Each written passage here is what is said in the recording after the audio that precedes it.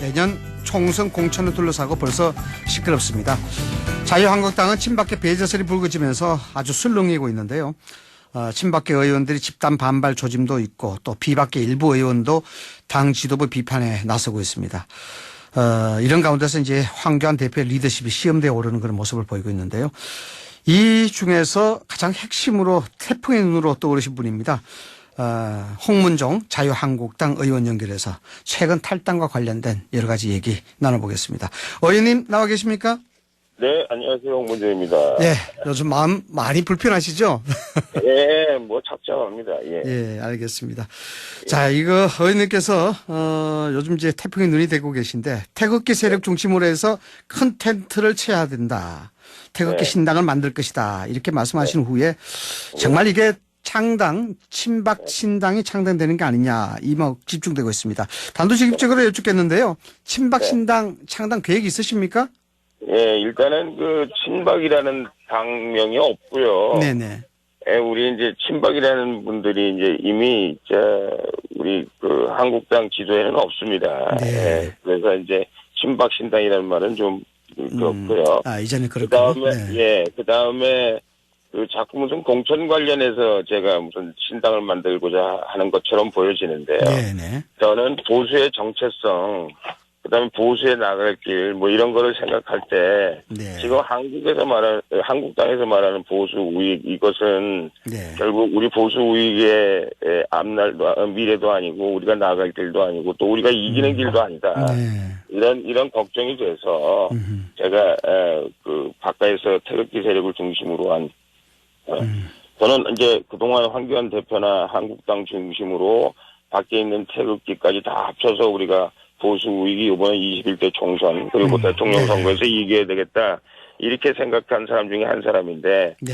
제가 보기엔 황교안 대표가 그런 의미에서 그 보수의 중심으로서 역할하기가 어려워지고 있다. 그동안 여러 가지 행보나 그다음에 그 보수 우익 사람들이 느끼는 그 황교안 대표에 대한 리더십이나 뭐 이런 것들이 여러 가지로 걱정스러워지고 있고 그래서 제가 보기에는 황교안 대표나 우리 태극기를 사랑하는 태극시민, 애국시민들이나 이분들이 하나가 되기 위해서 우리가 열심히 노력을 해야 되는데 이제는 제가 보기에 바깥에서 텐트를 치는 것이 저는 맞는 일이 아닌가 이런 생각이 들고 그래서 제가 그런 구상들을 지금 하고 있는 겁니다. 뭐 개인적으로 공천 때문에 그런 것도 아니고 친박 신당이라는 특별한 의미도 아니고 지금 황교안 대표의 지도 체제를 봤을 때는 의원님이 생각하시는 보수 우익을 대표할 수 있는 새로운 지형을 그릴 수가 없다 이렇게 판단하시는 거죠? 그렇죠. 지금 한국당에 남아있는 많은 분들이 보수 우익의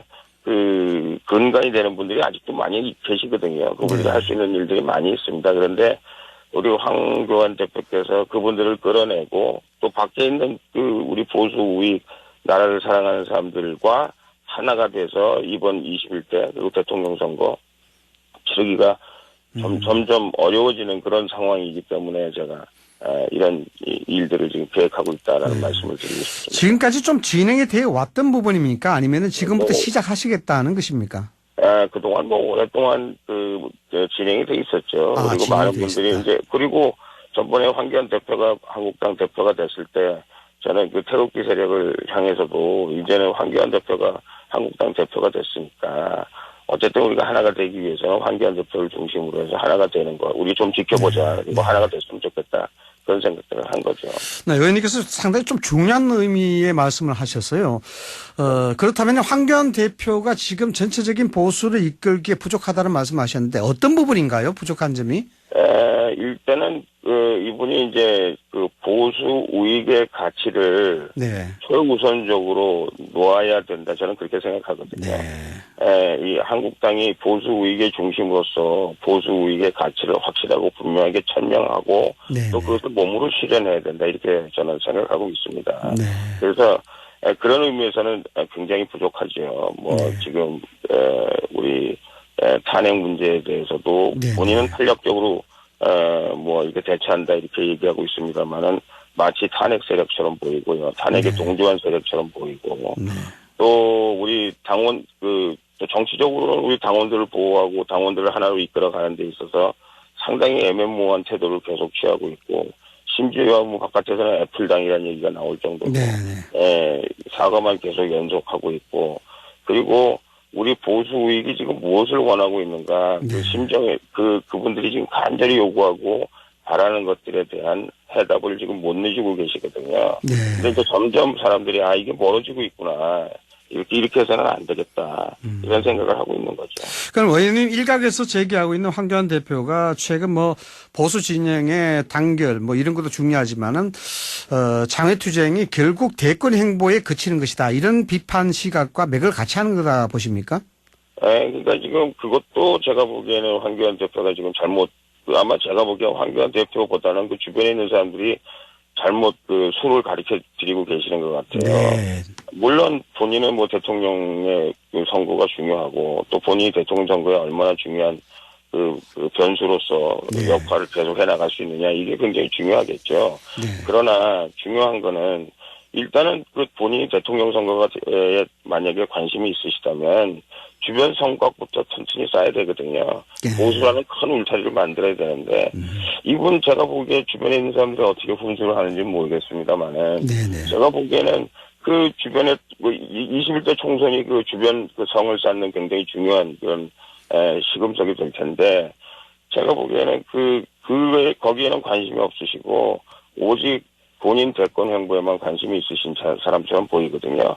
그것도 계속해서 애매모호한 그분이 외연을 확보하기 위해서 애매모호한 수는 있다고 생각을 합니다. 그거는 뭐 어느 정도 인정을 하나 그러나 보수 우익의 진정한 코어 세력, 핵심 세력 그리고 실제로 보수 우익을 재건할 수 있는 세력들에게 나는 보수 우익을 재건할 수 있는 이러이러한 생각을 가지고 있고 이러이러한 게 보수 우익의 가장 중요한 생각을 나는 지키고 그리고 그것을 우리 대한민국 미래를 만드는 중요한 가치로 삼겠다. 이렇게 얘기를 해주시고 또 몸으로 실현하시고 하는 일에 상당히 모르겠습니다. 아직 좀 인색하신 것 같고요. 그리고 잘 못하시는 것 같은 그런 걱정이 있습니다. 네, 의원님 말씀 정리하자 그러면은 황교안 대표가 보수 진영의 결속 그리고 앞으로 나갈 방향에 대해서 철학과 가치부터 먼저 정립해야 되는데 그렇지 않고 있다라는 그런 말씀이신 것 같은데요. 자, 말씀을 해주셨습니다만은 이미 상당 기간 오랫동안 좀 준비해왔다 이렇게 말씀을 하셨는데 동참하시는 분들 좀 있으십니까? 어떤 분이신가요? 뭐 이미 당원들은 뭐 수천 명이 지금 사실은 제가 뭐 나는 이중 당적자다 이런 말씀을 드렸는데 네, 그러시죠. 나는 한국당 당원이고요. 지금도 한국당 당원이고요. 그러나 태극기 세력 나라를 사랑하는 애국 시민들 뭐 거기에 뭐 여러 분파가 있습니다만 이분들과 교감하면서 이분들을 하나로 엮어내지 않으면 안 된다. 그리고 실제로 지금 뭐 애국당도 있고 바깥에 당이 존재하고 있어요. 애국 시민들을 위한 당들이 존재하고 있거든요. 이분들은 이제 하나로 엮어내야 된다 그렇게 생각하고 있고요. 이거는 뭐 어제 오늘의 일이 아니고 그리고 그분들이 계속해서 지금 황교안 대표와 한국당에게 뭐 이런저런 얘기들을 하고 있는데 그분들 얘기를 우리가 모조리 다 수용할 수는 없다고 할지라도 가장 중요하게 생각되는 몇몇 지금 그분들의 요구에 관해서는 귀를 기울이고 또 그분들을 끌어들이기 위해서는 제가 보기에는 우리 보수 우익의 대동 단결을 위해서는 그런 일들을 몸소 실천해 나가야 된다고 생각합니다. 그래서 그런 일들을 하지 않고서는 미래가 없기 때문에 무슨 단순히 누가 공천을 받고 뭐 누가 다음 후보가 되고 이런 건 아무 의미가 없는 일이다. 저는 그렇게 생각합니다. 네, 공천이라든가 이런 거는 후차적인 문제다. 네. 그럼 그렇습니다. 네. 어떻습니까? 애국당 쪽에 저원진 의원과는 자주 보십니까? 네, 뭐 자주 소통하고 있고요. 그분도 이제 바깥에서 태극기 세력, 우리 애국 시민들 세력을 오랫동안 그래도 이끌어 주신 분 아니겠습니까? 이제 그런 분들과 이제 계속 대화하고 있고, 나라 걱정하고 있고, 한국당 걱정하고 있고요. 그래서 바깥에 나간다고 해서 제가 보기에는 한국당이 망하라든가 아니면 뭐 한국당이 뭐 그런 의미가 아니라 우리가 보수 우익의 가치가 뭔가를 좀 더 우리가 규명하고 또 이분들의 목소리를 하나로 엮어낼 수 있는 방법이 뭘까. 그래서 저는 이제 한국 당원으로서 그런 일들을 여태까지 해왔는데 이제는 저 밖에 나가서 우리 태국 시민들, 나라를 사랑하는 사람들과 같이 우리 한국당에 또 그런 분들이 그런 분들이 많이 계시거든요. 네. 하나가 되어야만 이번에 총선 대통령 선거에 우리가 돌파해 나갈 수 있고 성공할 수 있다 이렇게 생각하고 있습니다. 의원님 언제쯤으로 보십니까? 이 탈당이라든가 구체적으로 계획의 시점. 예. 이미 제가 탈당을 선언한 거나 마찬가지고요. 네. 그리고 이제 많은 분들과 지금 대화를 하고 있습니다. 그래서 네. 지금 자꾸 이제 의원들이 몇 분 오시느냐 이런 얘기를 하고 계시는데 제가 보기엔 결국 의원들이 12월 달이나 10월 달에서도 12월 달 되면은 제가 생각하기엔 많으면 한 4, 50명까지 네. 정도이라고 생각하는데 지금은 오히려 제가 아주 가까운 의원들한테 그냥 당이 있는 게 좋겠다. 한국당이 있는 게 좋겠다. 우리 한국당도 결국 우리가 힘을 합쳐야 되기 때문에 한국당에서 지금 이런 바깥의 분위기 이런 것들을 수렴할 수 있는 그런 소통의 역할을 계속 해야 되고 그리고 아시다시피 지금 21대 총선은 지금 여당은 당이 5개나 되는 거 아닙니까? 그렇죠. 정의당도 네. 있고 민평당도 있고 한국당 하나만 가지고 이 일을 해결할 수 있는 상황이 안 되니까 그런 상황이 안 되니까. 태극기 세력도 그렇고 한국당도 그렇고 우리가 어떻게 보수의회 제동 단계를 만들어내고 이번 21대 총선을 돌파하기 위해서는 한국당만이라 이게 아니고 한국당과 태극기 세력이 우리 같이 해야 되겠다. 그래서 할 수 있는 방법들을 우리가 강구해내기 위해서는 제가 지금 심지어는 제가 수천 명들이 SNS나 인터넷으로 지금 수많은 사람들이 지금 태극기 세력에 조인하겠다 이런 사람들이 많거든요. 한국당에. 네. 일단 당신들 마음이 알겠다. 그러나 지금 한국당은 마치 한국당 무슨 엑소더스 해가지고 한국당이 망하는 것 같은 그런 현상은 우리 보수에게 좋지 않다. 그리고 한국당도 어차피 우리가 나중에 하나가 돼야 되기 때문에 그런 의미에서는 여러분들이 한국당 좀 지키는 게 좋겠고 추이를 좀 보는 게 좋겠고 또 황교안 대표의 여러 가지 앞으로의 정치 활동 같은 것도 좀 보는 게 좋겠다. 그렇게 생각하고요.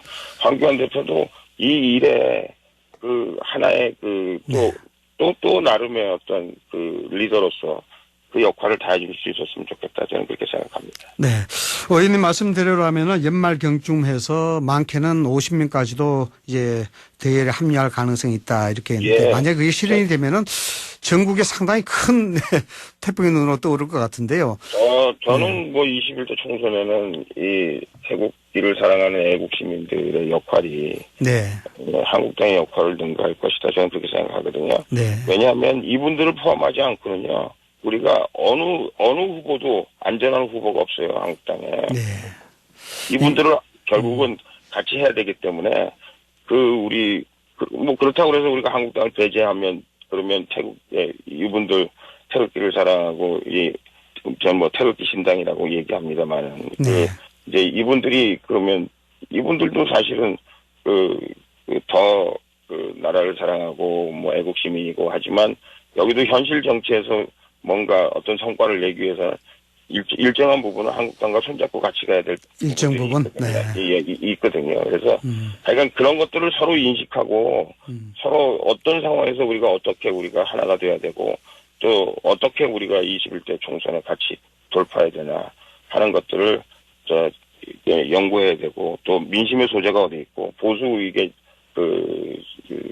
를 사랑하는 사람들의 생각이 어디에 있고 하는 것들을 서로 찾아내고 또 그분들을 만족시키고 그분들이 참여하게 하고 그분들이 적극적으로 정권 교체하는데 동참할 수 있도록 하는 것이 저는 굉장히 중요하다 이렇게 생각합니다. 네, 큰 틀에서 보면은 보수가 전체 같이 가야 되지만 전략상 전술적으로 보면은 각자가 움직이는 것도 괜찮다 이런 뜻으로 들리는데요. 각자가 움직이는 것도 괜찮은데 제가 보기에는 한국당이 좀 더 바깥의 민심 잘 이해하고 또 그분들의 마음을 잘 달래줘야 되고 특히 황교안 대표가 그런 면에 있어서는 좀 더 신중하게도 해야 되고 좀 더 이분이 이제 정치를 안 하신 분 아니겠습니까? 그래서 민생 현장에 있어서의 목소리를 좀 잘 듣고 그것을 어떻게 현실 정치에서 실현할 수 있을까에 대해서 좀 관심을 더 많이 기울여야 되지 않을까 하는 생각을 합니다. 네. 자, 마지막으로 하나만 더 여쭙겠습니다, 의원님. 네. 지금까지 말씀해 주신 부분, 이 보수 우익에 대한 철학과 가치 충분히 이해가 됐는데요. 의원님께서는 결국 이 철학과 가치에 어느 정도 맥을 같이 하시는 분이라 그러면 김진태 의원 정도가 아니겠느냐. 저는 개인적으로 그렇게 보는데 어떻게 좀 소통이 있으십니까? 뭐, 김진태 의원하고 뭐 소통을 많이 하고 있죠. 그리고 뭐, 여러 가지, 뭐, 나라를 우려하고 또 지금 태극기를 사랑하는 마음이나 뭐 이런 거는 뭐, 김진태 의원도 저는 있다고 생각합니다. 이제 약간 현실 정치에 있어서 이제 그분도 결국은 이제 한국당에서 어떻게 해결해 보려고, 저랑 똑같이 한국당에서 어떻게 해결해 보려고 했던 사람이 한 사람이고요. 네. 그래서 저는 지금 바깥에 나가서 이제는 우리가 이분들과 함께 우리 보수 대동단계 하는데 해서 최선을 다하겠다라는 제가 입장을 표명했고요. 네. 김진태 의원은 아직도 한국당 내에서 어떻게 뭐 지금 황교안 대표나 뭐 이런 분들에 대해서 굉장히 섭섭하게 생각하는 일들이 많고 네. 개인적인 섭섭함보다는 하여간 지금 그 보수 우익의 지금 대표로서 네. 황교안 대표의 여러 가지 정치적인 행보에 관해서 참 걱정을 많이 하고 있는 사람 중에 한 사람인데 아직은 한국당 안에서 뭘 어떻게 해결해 보는 것이 좋지 않겠는가 이렇게 생각하고 있고요. 저는 이제 벌써 6월이고 이제 7월이고 이제 시간도 없고 결국은 이 태극기 하시는 분들 그냥 이분들 의견을 누군가를 수렴하고 이분들과 같이 하겠다는 그런 네. 결단을 내리지 않으면 결국은 우리가 21대 총선에서 네. 대패하고 대통령 선거에 또 대패해서 우리가 그 좌익한테 진보 세력한테 나라를 또 넘겨주는 그런 결과를 초래하기 때문에 이거는 국가 민족의 재앙이고 큰 죄를 범하는 거다. 네. 이렇게 생각해서 약간 지금 현실을 보는 눈이 좀 다릅니다. 예. 네. 21대 총선에서는 보수가 승리해야 된다. 이 부분에 대해서는 적극적으로 네. 찬성을 하시고, 네. 네. 연대할 가능성도 있겠네요. 나중에 세류가 되면은. 네. 뭐 하여간 지금 현재로서는 이제 뭐 서로 국민 앞에 경쟁도 해야 되고요. 네. 보수 우익 앞에 정말 우리가 보수 우익의 가치가 뭘까? 우리 대한민국을 어떻게 이끌어가야 될까에 관해서 국민들에게 새로운 시선도 네. 우리가 만들어줄 수 있어야 되고 또 알겠습니다. 그래서 국민들의 마음을 받아낼 수 있어야 되지 않을까 그런 생각합니다. 예, 알겠습니다. 어려운 말씀 감사합니다. 지금까지 홍문종 자유한국당 의원과 이야기 나누었습니다. 감사합니다.